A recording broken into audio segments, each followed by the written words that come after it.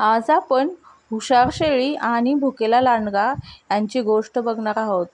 एका हिरव्यागार जंगलात एक छोटी शेळी राहत होती. ती रोज आनंदाने गवत खायला तिथे यायची. त्या जंगलात एक भुकेला लांडगाही राहत होता. त्याला खूप भूक लागली होती.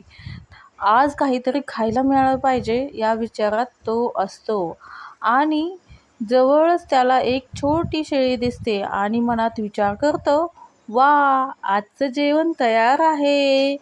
आणि तो शेळीजवळ जातो.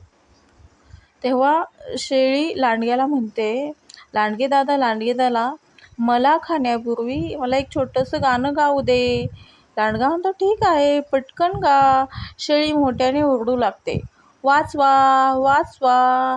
शेळीचा तो आवाज ऐकून गावातील जे कुत्रे असतात ते शेळीकडे धावत येतात आणि कुत्रे येताना पाहून लांडगा खूप घाबरतो आणि तिथून तो पळून जातो आणि मनातल्या मनात म्हणतो, अरे, शेळीने मला फसवलं. शेळी खूप खुश होते आणि आनंदाने घरी परतते. तात्पर्य काय, हुशारीने शेळीने आपला जीव वाचवला. गोष्ट आवडली असेल तर लाईक, शेअर अँड सबस्क्राईब.